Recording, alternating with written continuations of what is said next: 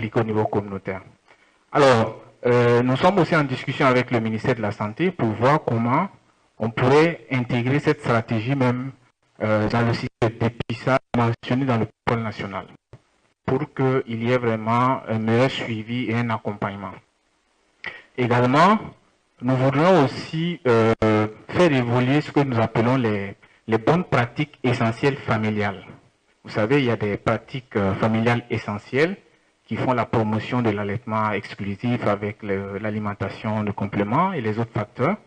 Nous voudrons que ce système de dépistage soit un fondement dans ces piliers, dans ces composantes des pratiques essentielles familiales. Je pense que cela va faciliter effectivement le dépistage précoce, la prévention et à moindre coût pour qu'ensemble nous puissions améliorer effectivement la couverture.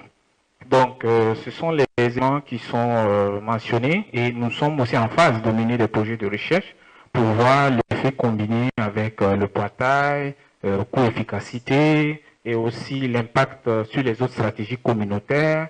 Donc je pense que nous sommes dans cette dynamique et il y a lieu aussi de documenter et de faciliter cette promotion au sein de notre système de santé. Voilà le complément que je tenais à apporter.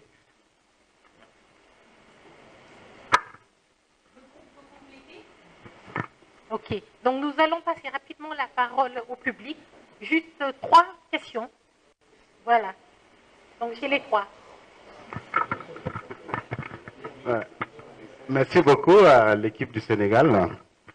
Voilà, en tout cas, je trouve que l'approche est très innovante en ce sens qu'elle implique plus d'acteurs dans le dépistage précoce de la malnutrition, notamment les pères et puis voilà, et toute la famille. Maintenant, j'ai 2 petites questions.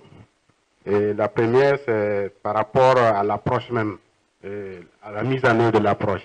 Bon, il est dit que lorsque les parents dépistent l'enfant, ils font confirmer le PV ou bien la présence des œdèmes par les ASC d'abord, avant de venir au centre de santé. Est-ce que cet itinéraire ne risque pas de retarder un peu les références? Et ma deuxième question, c'est par rapport même à la valeur ajoutée en fait de l'approche. Puisque un peu partout il y a la stratégie PB-mère, c'était les mères uniquement qui étaient ciblées.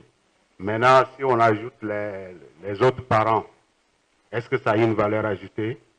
Si oui, est-ce que par exemple vous avez un chiffre pour illustrer cette valeur ajoutée-là? Notamment la proportion par exemple des enfants dépistés par les pères par exemple. Est-ce que dans vos statistiques vous pouvez sortir ça? Et s'il y en a, est-ce qu'il y a certains parmi ces enfants-là qui ont été admis dans le programme? Là, c'est à nous qui sommes, bon, nous venons d'autres pays qui expérimentons la stratégie. Ça peut aussi nous donner une évidence qu'on pourra utiliser pour convaincre nos managers aussi pour l'adoption de la stratégie. Merci. Alors bonsoir. J'avoue que l'équipe du Sénégal a fait une très belle présentation. Je ne veux pas dire que les pays qui ont précédé le Sénégal n'ont pas fait de belles présentations. Non, loin s'en faut. Seulement, je voulais avoir quelques questions, quelques compréhensions par rapport à un certain nombre d'informations que vous avez données dans votre présentation. Vous avez parlé de la formation lors de la stratégie dépistage PVMR. Vous avez dit que, bon voilà, vous avez formé tout le monde, les mamans, les papas, les grands-pères.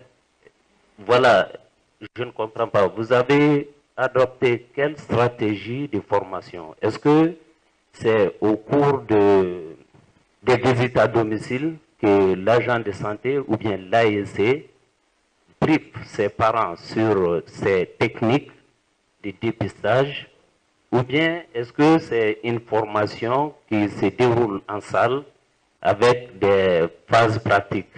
Donc si c'est cela, je pense que la population est quand même très très élevée pour pouvoir former toute une communauté au bout d'une année. Donc je voudrais un peu comprendre ça. Ensuite, ma deuxième question, c'est de voir un peu l'impact de cette stratégie sur les indicateurs de nutrition. C'est-à-dire, c'est vrai, vous avez dit que ça a amélioré, mais j'aimerais voir quand même, c'était bien à voir les tendances comparativement aux années où il n'y avait pas cette stratégie. Et bon, voilà, l'année où le projet a commencé à mettre en œuvre la stratégie dans le district. Donc, cela pouvait nous pousser vraiment à comprendre que, bon, voilà, que cette stratégie avait un très bon impact sur les indicateurs de nutrition. C'est ça, merci. Oui, j'arrive. Ah, peut-être avant Alain, Amata. Après, je te reviens. Comme elle vient d'arriver. Merci Fanta pour la discrimination positive.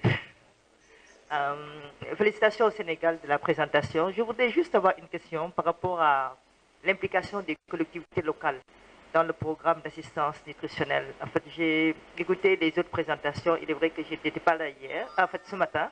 Peut-être que j'ai raté quelque chose, mais j'aimerais qu'on revienne beaucoup plus sur le rôle des collectivités locales dans les programmes d'assistance nutritionnelle. Merci. La question a été déjà prise en compte, mais je voudrais être plus spécifique. C'est-à-dire rechercher l'impact de cette stratégie, pour moi, permettra de mieux convaincre les autres. Et c'est très important. Et quand on parle de la stratégie PVMR, on regarde plus la précocité. Est-ce qu'il y a eu une précocité? Ça peut être une valeur ajoutée qui va pousser les autres à changer, à impliquer. Est-ce qu'il y a eu une précocité par rapport à avant? Avant, par exemple, est-ce qu'on avait quel PIB médian? Aujourd'hui, il y a mis en place cette stratégie, former les pères, les mères, les grands-pères et tout.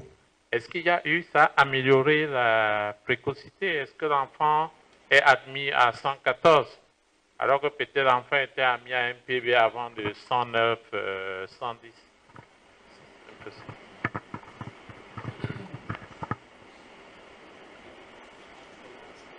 Je vais te donner. Non. Non.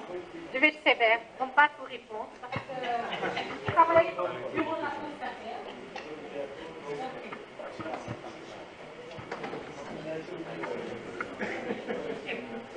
On a 5 minutes pour les réponses.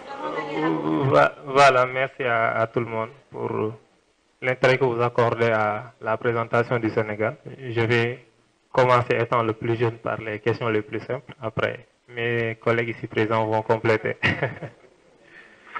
Donc,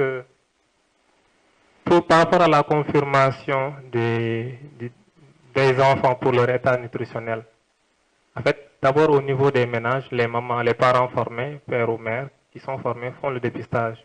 Mais à leur niveau, ils ne peuvent pas certifier que si l'enfant est malnutri pas. Donc, c'est sur la base d'une suspicion. Même s'ils ont fait les PV, on ne peut pas avoir la garantie à 100% que c'est exactement le bon résultat. Donc, ils vont après pour une confirmation, donc comme une consultation.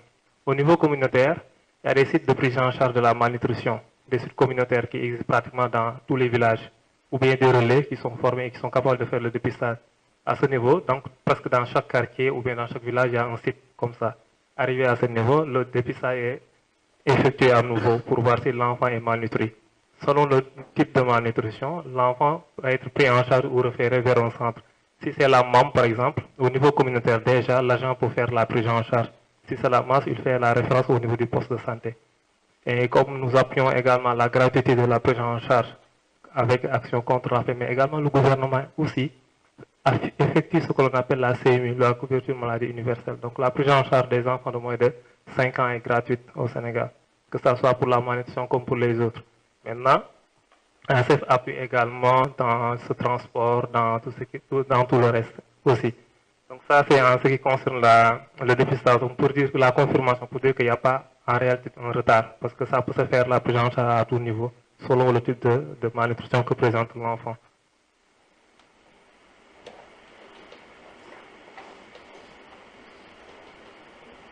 Donc pour la proportion de pères ayant effectué des dépistages, je pense que ça peut être considéré comme une en fait à celle-là, parce que c'est sur les sites de collecte de données, en fait, il n'y a pas une partie spécifique pour collecter le nombre d'enfants dépistés par un père. Donc l'objectif, c'était ici de favoriser le dépistage précoce de la malnutrition. L'idée de départ, c'était ça. Peut-être que c'est des choses que d'autres pourraient essayer de développer nous à notre niveau afin de mieux renforcer cette stratégie. Parce que le but de départ, c'est vraiment élargir la couverture de la prise en charge. Par rapport aux formations également, ce n'est pas des formations dans des salles. Généralement, c'est des petits groupes. La première chose, c'est de faire la formation des formateurs. Et on a utilisé comme formateur les relais avec l'appui d'un agent d'exécution communautaire de la CLM. Donc nous avons d'abord formé plusieurs relais et avec ces relais, nous avons fait des formations décentralisées par jour. Donc arrivé dans une zone, les villageois sont réunis, et les populations, et avec l'aide du personnel de formation, les formateurs, ils effectuent des formations avec des démonstrations sur place. Et ces formations sont également appuyées par des supervisions des équipes sur le terrain, mais également avec l'appui du district sanitaire, représenté ici par l'un des médecins-chefs de district. Donc voilà les quelques questions sur lesquelles je voulais apporter des réponses pour donner le complément aux collègues. Merci. Bon, je vais essayer d'apporter des éléments de réponse. Pour une question, et je vais laisser la question la plus difficile à Ismaël, sur l'implication des collectivités locales. C'est vrai, par rapport à ce projet, à cette stratégie, l'ACF ne travaille pas directement avec les collectivités, mais avec la collectivité locale. Mais d'une manière générale, sur la prise en charge de la malnutrition, la collectivité intervient. Par exemple, la CLM avec son agent d'exécution qui est le PRN, par exemple, interviennent avec la collectivité au niveau des communes. Par exemple, sur les séances de pesée qu'on va organiser dans des quartiers, il y a le conseil des quartiers qui est mobilisé. Il y a également les conseils municipaux également qui sont mobilisés par rapport à ça. Le PRN également organise avec la collectivité des réunions communautaires, des réunions mensuelles communautaires de coordination de toutes les activités de la nutrition d'une manière globale. Mais par rapport à ces stratégies, la CF travaille juste avec le ministère de la Santé, l'État, représenté par le district, mais également avec la CLM, représentée par l'agent d'exécution qui est ADM. Mais les collectivités interviennent d'une manière globale, d'une manière générale, dans la prise en charge de la malnutrition. Merci. Alors, un complément par rapport au niveau d'implication des collectivités. Effectivement, selon l'organisation même du fonctionnement de la CLM, au niveau décentralisé, c'est sous la responsabilité des collectivités locales. Alors, l'expérience, effectivement, c'est qu'avant la mise en place, il y a eu des ateliers de lancement qui ont été pilotés par ces autorités collectives. Et aussi, le niveau d'engagement de la CLM dépend de l'acceptation et de l'acceptabilité par ces autorités-là. Donc, je me souviens très bien que dans une des communes, il y a le préfet qui a demandé à faire un arrêté officiel pour pouvoir montrer aussi qu'ils sont vraiment impliqués et ils suivent de près pour voir l'impact que cela pourrait créer au sein de la communauté, notamment la mobilisation. Alors, revenant sur le système de confirmation, je pense que ça a été précisé. Alors, cela ne met pas en cause la nécessité d'avoir la confirmation par un agent de santé qualifié.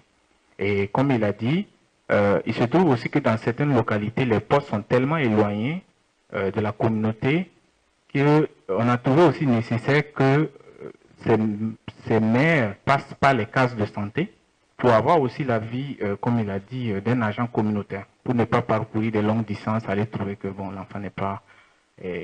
Alors, et en fonction aussi du statut de l'enfant, il y a un message d'encouragement et de félicitations qui accompagne les mères. Alors, sur l'impact, il faut dire que au-delà de l'impact de la précocité, je pense qu'Alain a fait un apport très important lors de ses visites terrain pour qu'on mette en place un système qui permettrait effectivement de voir quel est le niveau de précocité qu'on arrive à atteindre avec ce système. Au-delà de ça, nous, on était dans cette position aussi de voir l'impact sur la couverture. Parce qu'une des raisons aussi, c'est qu'il y avait cette faible couverture du système de dépistage qui n'allait pas au-delà de certaines distances, et puis il y a aussi l'enclavement, la mobilité. On a mené une enquête SLIC de couverture qui a montré de façon globale que dans ces zones où il y a la stratégie PV ménage, on se retrouve avec une couverture élevée, autant pour moi. Alors que quand on prend la globalité du tout le district, on se retrouve avec une couverture modérée.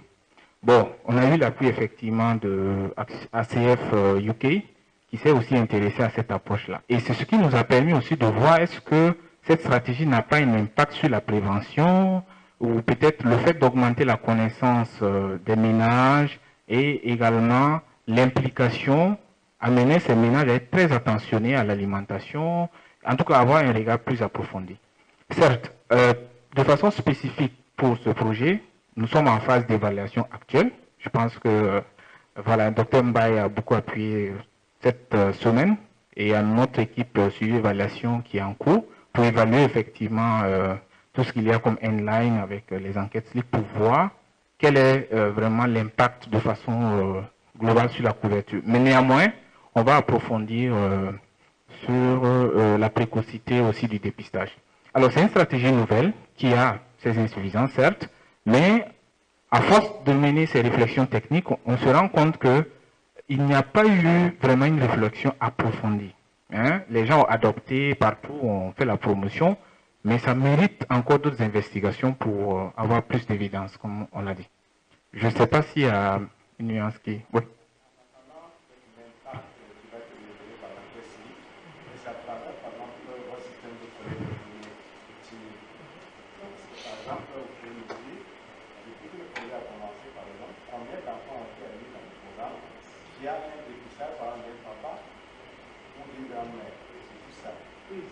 C'est juste un constat. Mais on constate juste de dire que dans les zones, par exemple, dans les responsabilités est déroulée, on constate qu'il y a plus d'admissions qu'ailleurs. Mais on n'a pas aujourd'hui vraiment des chiffres, ils ne sont pas venus avec les chiffres, mais on sait que globalement, bien quand tu prends les aires de responsabilité où ce projet est déroulé, on constate que la couverture a augmenté et naturellement, et par ricochet, le taux d'admission a augmenté. C'est juste le constat. Mais on ne dit pas que c'est lié à ça. Il faudrait qu'on fasse une enquête. Et les équipes sont en train de faire l'enquête actuellement présent sur le terrain. Ils ont fini d'Ara, ils sont actuellement à Linga. Oui. On est en phase, hein. On est en phase. C'est-à-dire que...